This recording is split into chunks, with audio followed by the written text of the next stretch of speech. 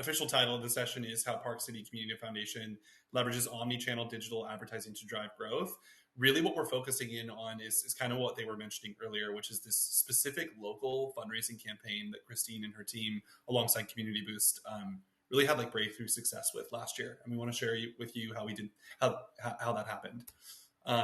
So I know at this point, if you're here, you already know who we are at Community Boost. It's really a pleasure to be able to connect with everyone today, to dig a little bit more into the weeds of some of the specifics of how we achieve success with certain campaigns.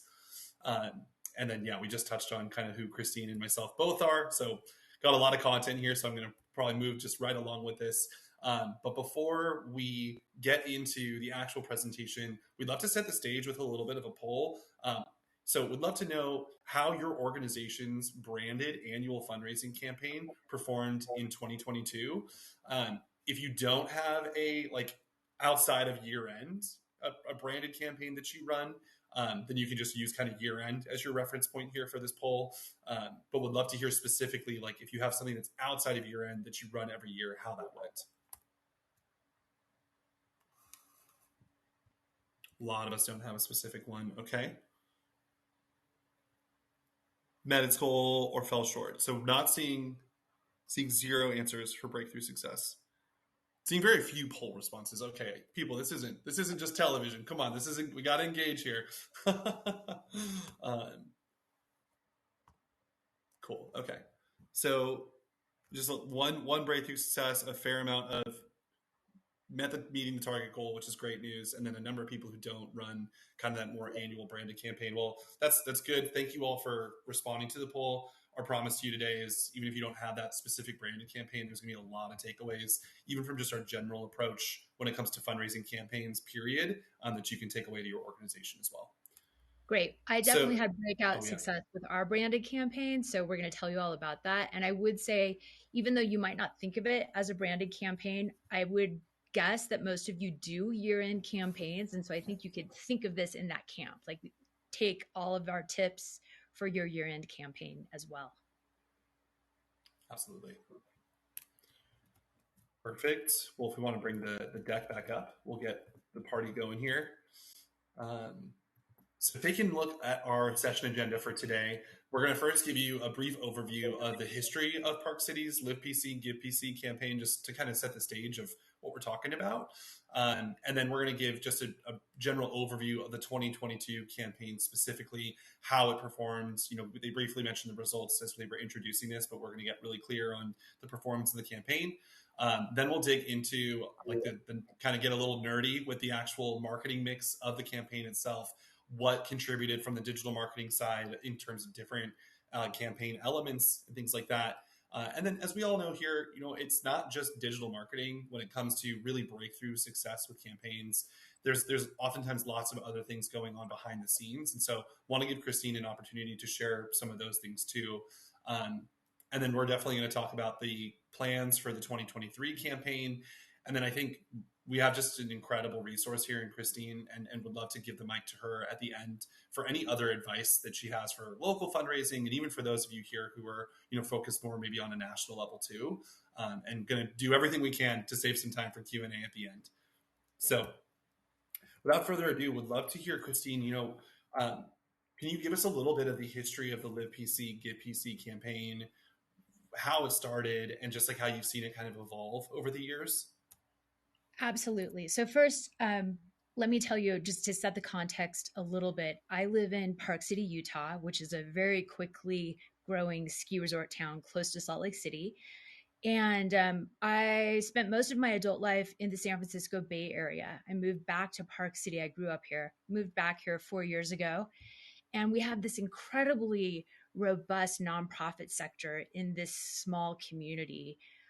Our community is probably about 38,000. That kind of goes out beyond Park City, but I'm explaining that for you so you can understand a little bit about this is our target audience when we do our big campaign. I feel super lucky to have landed here. And I'm very passionate about helping nonprofits better communicate and highlighting their great work and amplifying voices that are fighting to be heard. I lead marketing at Park City Community Foundation, as you guys know, and we play a really important role in solving the biggest challenges in our area. We are a resource and a funder for local nonprofits. We also run programs that address issues like affordable housing, which is a huge issue in ski resort towns like Park City. We focus on things like early child care education and climate. And we connect donors and nonprofits. So we're the first community foundation in Utah, and we're one of the fastest growing community foundations in the country, but we're pretty small. We have grown a lot over the past few years, but we only have 18 employees, and I'm the only full-time marketing person. So without Community Boost help, I could not do everything that we do for our giving day, which is called Live PC Give PC. So the history of Live PC Give PC, it's been around for 12 years. We started it because we had a former executive director who found out about a giving day that a community foundation in Michigan ran, and she wanted to try to do that. And the first year, it wasn't that great. We tried to get, various nonprofits to do this giving day with us. They were worried. They thought they would be competing against each other for funds. That first year, in total, we raised $330,000. We just had a couple dozen nonprofits participate. And since then, when the other nonprofits saw that they raised money, all the nonprofits are participating now. Last year, we had 127 nonprofits that participated, and we raised $5.2 million, which is huge. It's just huge growth in the 12 years that we've been doing it. It's also become the key fundraiser for certain nonprofits, especially smaller nonprofits, some that don't have a big platform. So we give them this platform and we do a ton of marketing for the day. And it allows donors to go onto a website platform where it's essentially like a shopping cart. Like they can shop and look for different nonprofits. And a lot of times they'll give to a nonprofit that they know, but we encourage donors to look for a new nonprofit that you've never heard of and give them $5. So it's a great way for smaller nonprofits to get new donors and then cultivate them over time. That's great to hear. And it also, to me, just to like continue to bring it out to the greater scale for those who aren't more focused as a foundation, a lot of what we're going to talk about today is like success in just activating new donors in general and like getting people to care about something new in general, which I know is something everyone on this session is trying to achieve. Yeah, definitely. And success in just using new marketing tactics that we started trying 3 years ago with Yeah. Community Boost, and it totally took off. So thinking about your annual campaign or any other campaigns that you have beyond just sending a direct mail piece and an email. Yeah. Well, yeah, I mean, really appreciate you, saying that too. And I think the last, not even to like plug Community Boost, but truly, I've been with Community Boost for now over 7 years, and whenever we're able to play more of that like extension of your team role, where we're not just order takers, but we're collaborating with you, as you kind of mentioned, like almost needing that extra support. That's where we really, I think, where we shine the most. So would love to hear now as well, Christine, a little bit. We kind of alluded to the 2022 campaign's performance. And I know that when you and I were kind of talking and brainstorming the session up, you even mentioned that there were some leaders of other kind of like local foundation focused nonprofits that reached out to you that were like, how did you achieve this? So yeah, I think we'd just love to hear any other thoughts before we get into the how of 2022 went down. Any other perspectives that you could share? Yeah, absolutely. We definitely do have other folks in other parts of the country who are doing giving days already, or they're thinking about doing a giving day, and they reach out to us and ask us, how we've done it. And it has been, a slow burn over time. But like I mentioned earlier, about 3 years ago, things really started taking off for us, and we started bringing in a lot more money within this 24-hour giving day. So we organize and host it all. But I think the big thing that has really been key is tapping into the fact that we're trying to create a totally inclusive giving day that involves the entire community. Now, we're never going to involve the entire community as much as I would like all 38,000 people who live here to give and be involved. But our awareness has increased so much with the entire community that it just slowly builds on itself, is what I've seen. There are certain things that we do that are much more successful than other things. So we're constantly testing our marketing tactics. But our goal for Live PC, Give PC is really, it's not about the amount of money that we're bringing in. It's, for us, it's truly about the participation. So our goal is around a number of unique donors, and we set a goal and we try to meet it. And luckily, we have been able to meet it pretty much every year, but it's tight sometimes. So last year we had a goal of getting 6,500 donors, and we got 6,642. And this includes everything from little kids to people of all ages, all backgrounds. It includes our sponsors, business communities. It includes volunteers. So it's really making it this fun day where people feel like they can do something and are happy and feel that kind of joy in giving. Mm, it's so exciting, and yeah, I mean, as much as we can create that energy, whether it's for a single day or a week, or even I know we, as a lot of people filled out the poll, they might not have a specific one, but are likely participating in year end. And yeah, just as much as we can generate real excitement and joy around the idea of giving, like I think we're going to see more and more success. And Christine, just hats off to you too. I know that you're incredibly humble, but just achieving 6,600 and more than that in donations from a population of 38,000, as you mentioned. I didn't even realize Park City was. I mean, everything's relative, right? I live in San Diego, so that's small for me. That's like really, really noteworthy. So yeah. Thank Well, let's Yeah. get. Oh, sorry. Go ahead. No. I was just going to say, yeah, I thank you for that. And, Park City, the town itself, only has about 9,000 people, but it extends into the county. And with all of those 6,600 donors, many of them give multiple times to multiple nonprofits. Sure. Some are at a $5 level, some are at $100,000 level, but overall, we had over 15,000 donations from those 6,600 donors. So the donors who are doing it they're pretty into it. It's great. Wow. Wow. Yeah, and I know there's probably a lot of people in this session who would be really excited to even be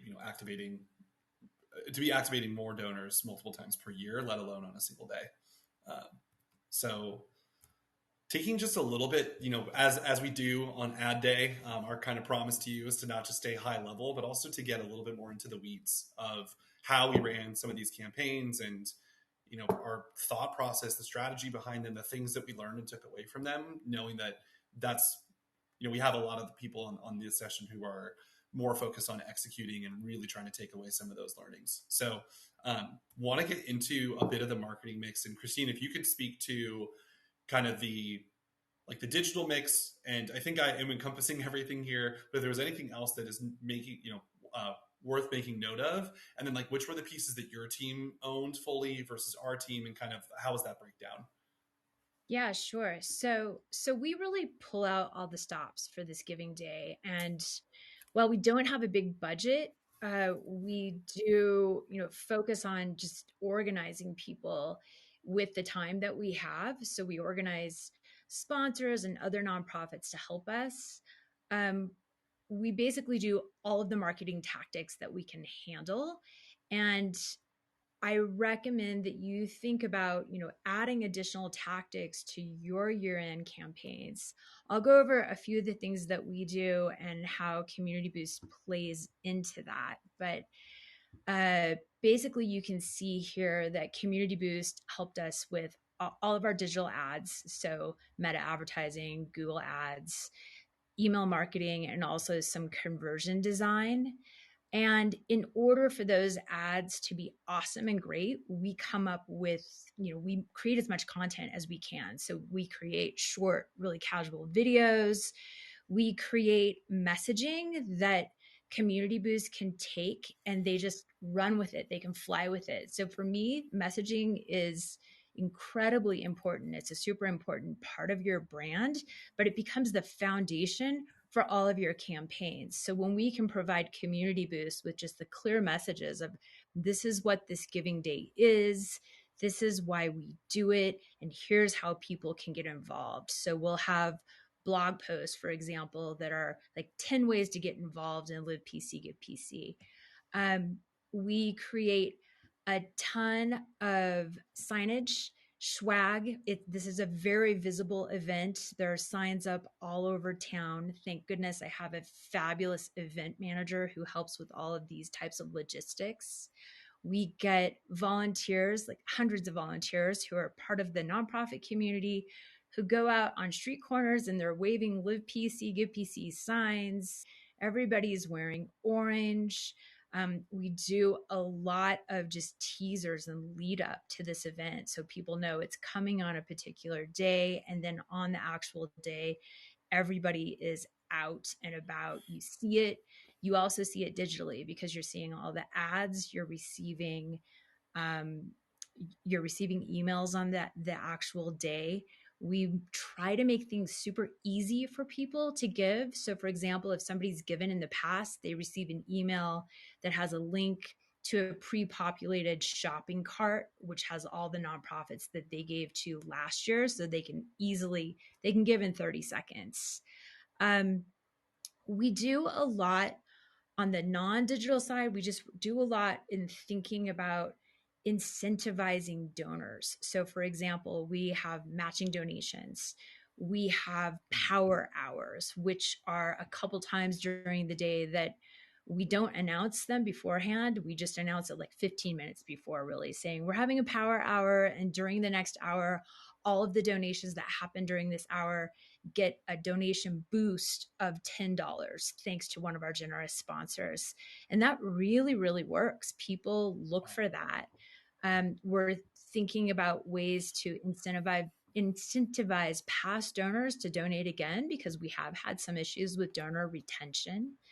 I think the three things that have worked the most for us are media outreach. We have media sponsors. Our local NPR affiliate radio station just goes crazy and they're talking about it all day. We kind of take over the radio station that day. We do advertising, and that's our biggest budget for this event. Like, we don't spend a ton of money on this, and in fact, the first year we did it, I would venture to say we probably spent a couple $100s. Of course, we spend a lot more than that now, but most of what we spend does go towards advertising, print and digital. The digital advertising is much more successful. We do email marketing, like I mentioned. I think that's another really successful piece of this. And yeah, with those three things, like the media outreach, the email advertising, the email marketing and the advertising, I think those are the things that are biggest for us. And that's what's led to the growth that we've seen in the past 3 years, especially. Awesome.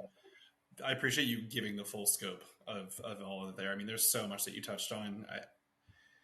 I definitely will probably want to circle back in the next section on a little bit more of like, if just seeing where we're at with time too, just your approach for building those relationships with local media and things that just sound incredibly important for then also, if we can have a world where people are seeing ads on all the places digitally that they're spending time every single day, but then also be hearing it from other reputable, credible sources. It just is that 1-2 punch that really makes campaigns like this extremely successful. Definitely. Yeah. So to get a little bit more just into some of the specific results here too, from that meta advertising perspective, this is all what's attributable in platforms. So I know a lot of people on this session understand what that means. It's like the actual impact of a lot of digital advertising is always going to be greater than whatever the pixels are able to measure, right? It's but as we're only ever going to report on what we can actually see in platforms. So we were grateful to see $588,000 in donations from the Meta advertising, which is a large increase from the year before. And then Meta played a huge role in helping drive that number of donations through too, which we saw a 50% increase. And then on the Google Ad Grant side, which again, this is, you're at the social stage today, so we're going to focus a little bit more on the meta side. But don't forget the Google Ad Grant absolutely exists. It's a powerful tool, $10,000 in free search advertising for nonprofits. And it helped bring in about $27,000, which a bit of a drop in the bucket when we're talking over 5 million, but still it's free ad spend. And so it's worth using. So I'm realizing would have been helpful potentially to put together like an overview slide of what I'm about to talk through with Christine. But our philosophy when it comes to running really any kind of campaign, but especially when we're doing fundraising on social, is we want to first drive engagement. Like I think one of the number one mistakes that I see nonprofits make, and even like for-profits too, is trying to run a conversion campaign where we're asking people to purchase something or to donate or to sign whatever it is, like whatever our end goal is, without ever introducing ourselves or warming up the momentum of the campaign. We've seen time and time again, say that you have save a $10,000 budget for a campaign, you spend all $10,000 on a conversion focused campaign, and then another time you spend $2,000 doing engagement, $8,000 on conversions. You are every single time going to have a higher overall return on ad spend and ROI of the campaign if you do the warming up first. It's marketing best practice to do that. So here we're talking about the engagement campaign. These slides have a lot of information on them. I'm not going to read through it all. We are going to send this deck out to you afterwards. So if you want to look a little bit more, that's totally it's your call. We see here that we reached about 65,000 people total. And for us, like videos really played a large role in the success of this engagement campaign, which really helped boost this over 2021 comparatively, and letting us really fill more people into the funnel for our really important remarketing campaigns, which remarketing is going to be part of that conversion donation focus, which we're going to take a look at in just a little bit. And just love to give some examples of actual ads in these sessions as well. So here are some for you too. And I think a main thing that we did as well is making sure that there was some budget set aside for these Spanish speakers in the Park City area as well. And Christine, was that a new thing that we made sure happened this year?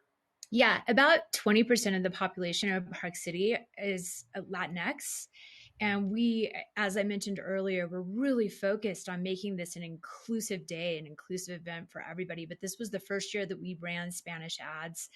And it was really successful. We have a big party at the end of the day. And just a heartwarming story for me was we had a woman who came to the party with like $500 in cash. And her first language is Spanish. She came up to us and she had basically crowdfunded that money from all of the people in her community. And she got into that because she was seeing the Spanish ads. I mean, she was hearing about it in other ways as well, but just repeatedly seeing that because our Latinx community here in Park City, they're super on Facebook. And it reinforced that she was into this and she was invited to the party through these ads, through our Facebook event. She came and handed us some cash from a whole bunch of people. It was really great. Wow, that's well, I love those individual stories. And yeah, I mean, I think the takeaway here too, right, is if you do have people who are of a different nationality or speak another language who fall into your target market, taking the time to do a proportionate amount of outreach, marketing, advertising to those people can oftentimes be worth it. I will say having been here for quite some time, I have seen some campaigns where it didn't seem as fruitful, but I think it's always worth a test at the minimum. And then we also ran what we call a sponsor campaign as sort of an initial audience building, warming up type of a thing. And Christine, would you be able to speak a little bit more to what we were looking to achieve through this sponsor campaign? Yeah, definitely. So we have some big sponsors for LibPC, GivePC, some corporate sponsors. The biggest is Park City Mountain and Vail Resorts. And without them, we could not run this day. So we promised them a whole bunch of things, and we definitely fulfilled what we promised them and went beyond that. It's really nice for us to be able to run these ads and see the results, the engagement, the click-throughs on the ads, and go back to our big sponsors and say, hey, look, not only did we, fulfill what we promised you, we've gone above and beyond, and can you give us more money next year? And they're open to that conversation because we can prove it. So it's really, really nice having the actual statistics that back it up. Sure. Yeah, data is always helpful to know that, and especially to, in essence, like scratch a sponsor's back, right? It's just another way to say thank you for your support. And uh, yeah, I'm glad that this felt like really fruitful and worthwhile. But I do think too that the other takeaway for this is that this was another way, while we were thanking, and it was kind of part of the agreement we would do for some of these sponsors, this was still a tactic for us to warm people up to the Live PC Give PC campaign. Yeah, it's So it's doing nice two to. things at once. It's just Mhm. educating people about what it even is for those people who don't really understand. We can't assume that everybody understands. Right. And simultaneously, it's thanking the sponsor and giving them some airplay. Absolutely. Yeah. Awesome. So, when we think about this tiered approach, right, we think about the marketing funnel. We're going to have the most amount of people falling into that first step, which we just touched on, was that really trying to engage people. We also did a bit of a kind of middle tier step, which you don't always have to do. You can go from that engagement perspective to then running your campaign and asking for donations. In this case, though, we were looking to drive some leads, so we could do more email marketing and actually like capture that user's contact information, and then also drive responses to events that were happening specifically. So, for us, what this lead gen campaign actually didn't seem to be incredibly worth it versus potentially other ways of driving leads for this. So we would want to come back to the drawing board, I think, this next year on the approach there. But it did feel like the event response campaign was actually pretty worth it and something we would want to consider doing again in the future. And so the big one that people are probably waiting for, the conversion campaign. So, you know, this is where we kind of touched on earlier, the over $500,000 this campaign supported to the whole. Again, that's just direct attribution. So that's just what the Pixel was able to pick up. We know that many more people who gave to this were exposed to some of these ads. Like we talked about, the donations primarily came from our remarketing audience. That's just how it's going to be, right? When, especially as nonprofits, we're not we're oftentimes not able to just throw up a really great product like a for-profit can, and it's so needed by the user that they buy it in one click, right? We really need to build that relationship. Social's a great place to do that, and if you're doing it correctly, you're almost always going to see that the bang for your buck come from your remarketing audience when you run that conversion campaign. There are some organizations out there that can make a really clear, tangible impact to whatever they're doing. And I know that the Live PC Give PC campaign does that for some of the nonprofits that are there. Um, and in that case, we can sometimes see colder audiences still saying, hey, I've seen this ad once or twice and I will make a donation. But we really want to be thinking through past donors, the users who were socially engaged with you, and then, of course, people who have responded to the campaign that's been running already. Um, we kind of touched on like the majority of the donations coming from our socially engaged audiences really means that we want to be having higher funnel strategies in play as often as we can, to make sure that when we're really spending the money on a conversion campaign, it's driving results. Um, and yeah, for us, it's interesting. The Live PC Give PC campaign is meant to be like a day of giving, but we were seeing some gifts trickle in early, which is never a bad thing either. Um, and so yeah, just some of the ads that we really enjoyed. And so our team's commitment, whenever we work with an organization on a fundraising campaign, we're always going to share with you our insights.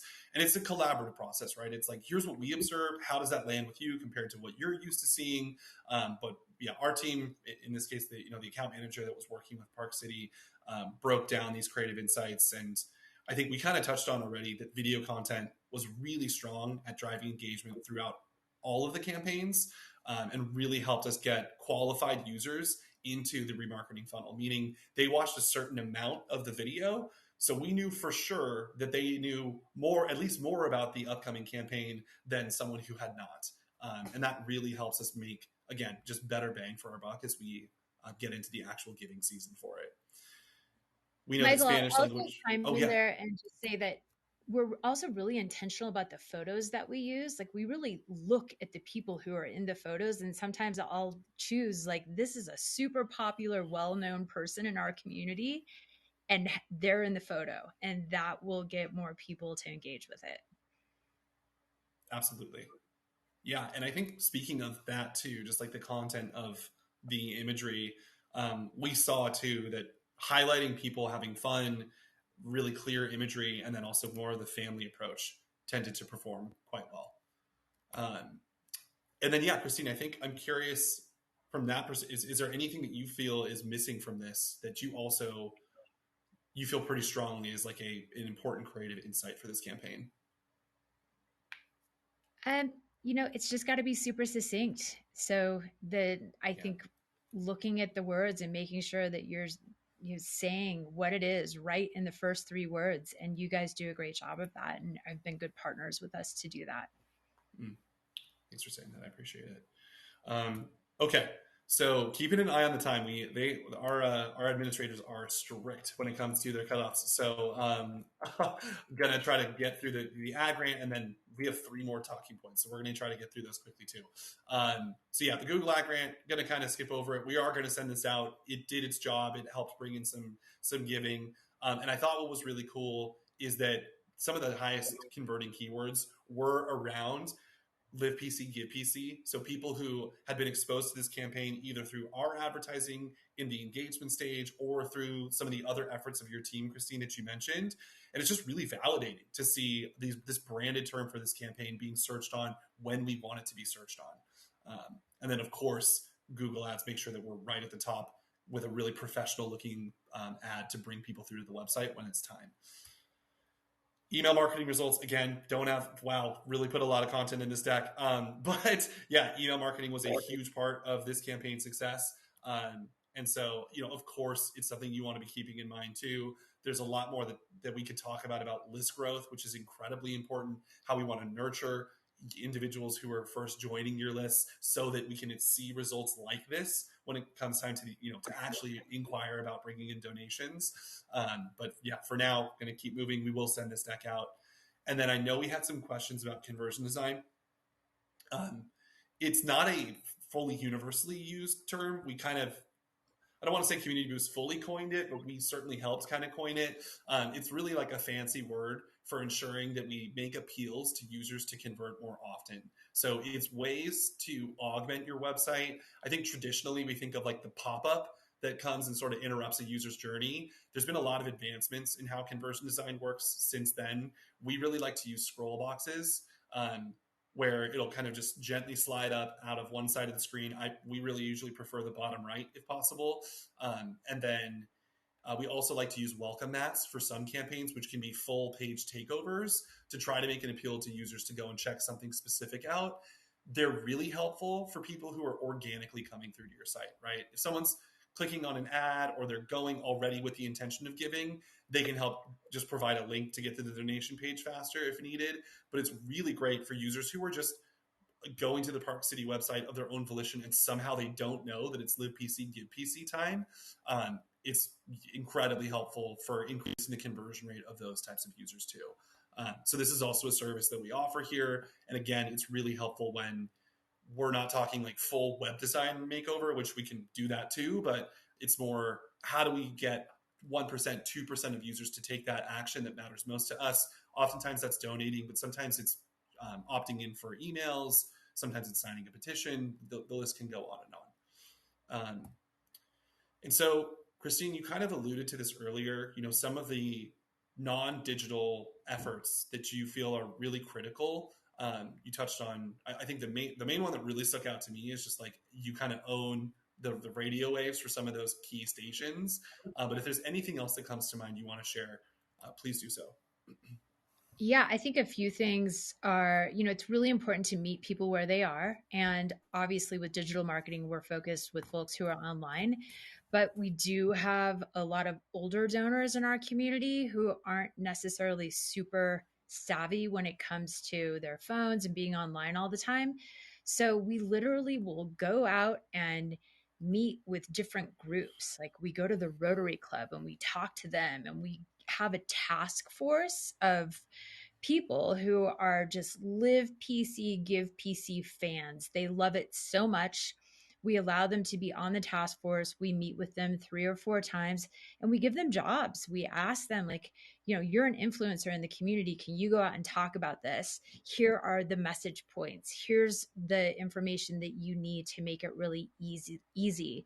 When it comes to all of the nonprofits that are participating, we make it really easy for them. We give them a social media toolkit where they can take photos and they can copy and paste content and create their own social post to put out to their list and their followers who we can't even touch. So we really try to think about how can we influence different areas of the community and who's going to be most impactful in doing that. Um, we also have a website that allows people to do crowdfunding and for businesses to create a group or a team where they can donate together as a business. So that's been very attractive to some groups and businesses. It's not used in a huge way, but for the ones that do use that, they bring in a fair amount of money. So just having all of those options out there for people. And like I said earlier, making it super easy for people to give. I think last year people could use Venmo for the first time to give on our platform. Little things like that can make a really big difference. Um, Overall, our branding has been very important for this whole Mm.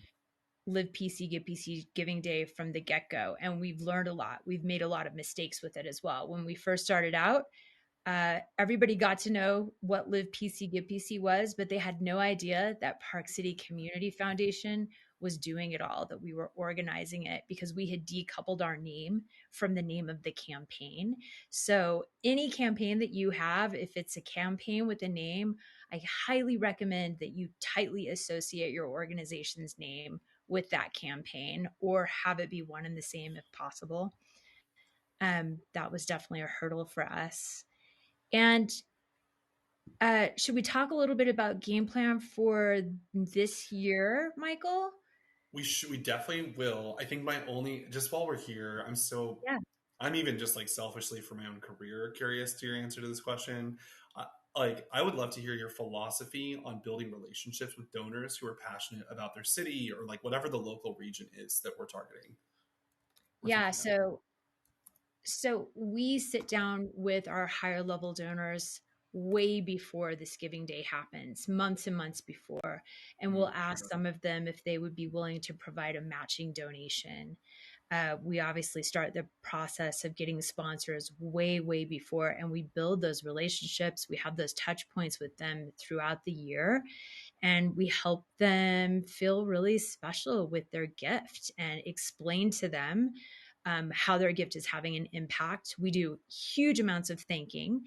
For every donation that happens for Live PC, Give PC, everybody gets a written note card from us from donations to the Park City Community Foundation. So we have like a team of volunteers on the day who come in and are writing postcards and thank yous on them. And that's at every level. And that really matters, even for those smaller donors.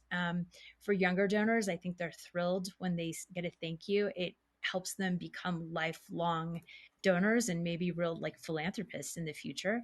So we're cultivating those relationships all the time and targeting our bigger donors, and we're advising the other nonprofits here in Park City of how they might do the same. And we're Mm. working closely with them on that. Awesome. Thanks so much for taking the time to answer that. Okay, so to your point, let's definitely talk a little bit of the what are we taking away from 2022 that we're going to just duplicate? What are we going to add to the mix that maybe wasn't there? And then is there anything that's like, hey, that didn't really feel fruitful? We're going to nix that this year. Yeah. So as I mentioned before, we have a really small team. And we've been doing a big party for several years, but during COVID, we couldn't do the party. So one year during COVID, we literally had a parade of cars. That was pretty easy to do. That's fun. We had also a 3 hour live stream, which was so much. It was difficult. And so last year we did not do a 3 hour live stream. We did about a 3 minute live stream, and that was much better. But we also really are trying to stick with the things that we can measure. And we're definitely going to increase our ad spend. It's been great. The first year that we tried this, working with Community Boost, it was a success. And then because of that, it's much easier for me to get budget and go to our board and say, hey, this was a success. Can we increase our budget? And of course, they're saying yes when they see these results, right? So we're going to stick with pretty much the same strategy. We're rethinking how we are going to do a party or have a more scaled down party. That's a tough one because it happens in November at a time when it gets dark early, it gets cold, it can rain or snow, and we want to do something that involves the whole community. So stay tuned for that. If you have ideas for me, put it in the chat. But we're probably going to have something after school where families can come, and then we're probably going to go into a local distillery and bar for more of an adult celebration with the nonprofits. The other thing that we're really going to focus on this year is retention of donors, because it's not always the greatest, even though we've been able Mhm. to exceed our goals every year with the number of donors. Donor retention is a little bit spotty. So we're starting to think about how we might maybe offer some incentives to donors. I'm hoping maybe I could get a sponsor who would provide maybe a $10 donation boost to every donor who gave last year. I think that would make somebody come back and give again, don't you guys? So we're going to explore that because we really, really want to get, more people involved in this giving day. Yeah, I really love that. I think this is just I've no, I that's that information is new to me too, and it's like who are your donors who you feel are like the most at risk for not donating again, depending on how much available sponsor money that you have, or even thinking of like lapsed donors who gave the year before but then didn't give in 2022, which sounds like there were probably too many based on how many did give in 2022, but that could also be another way to think about it. Yeah, Christina, we love. target all of them, but I think we have to go more into the analytics and really look at the giving levels for the donors who are not giving again and see if there's any um, themes with that and figure out a strategy for those folks. Definitely. Yeah. And then, so the last piece here, and want to balance this with just the remaining time that we have, which we're going to go for another 3 minutes. If you have any other, like anything else, Christine, that feels like a stone unturned from this conversation so far, especially for like local kind of fundraisers, would love to get into that. And then, once we're with that, we'll go into some of the Q&A that we have here too.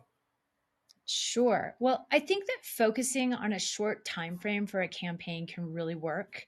So think about a start and end time for your year-end appeal process, for example, and really, like I mentioned earlier, determine other marketing tactics that you could test and try during that short time frame and go crazy on it to see if it'll work. It can be a lot more than just having a letter sent out to your donors. Um, I think advertising is a great way to reinforce everything that you're doing that isn't digital. All of the different marketing tactics reinforce each other and helps build trust from your donors if they see you out there. Um, if you don't have an annual giving day, you might consider doing something like that, or maybe even a semi annual appeal, assuming that most of you have year end appeals. I think, for example, there's a local organization that focuses on trails here in Utah, and they have now started adding an extra campaign in the spring when people start hiking and biking again after the snow melts. And it's just the perfect time for them to ask money. And they've seen a lot of success with that. Um, I guess a couple last things is tap into people's pride about their communities, especially if you offer services that are targeted to locals. Ask them to donate to show your love for X community. Your donation helps strengthen our community. If you're a national organization focused on a cause, you're probably already doing special outreach around specific months. Like we just finished Mental Health Awareness Month. You can use those times to figure out a campaign, and make sure to figure out who your target audiences are. In my view, your target audience is never the general public. I hear people say that a lot, but you can always drill down to find certain fans or folks who share an interest in your cause. And I think my last thing is for you guys to think about, for both yourselves and your careers and for your organization, think about who are you becoming? Who are you becoming in the future as an organization and for yourself and as a nonprofit professional? And play into that with your messaging and take people on that journey with you of how you can be really aspirational in the things that you're doing.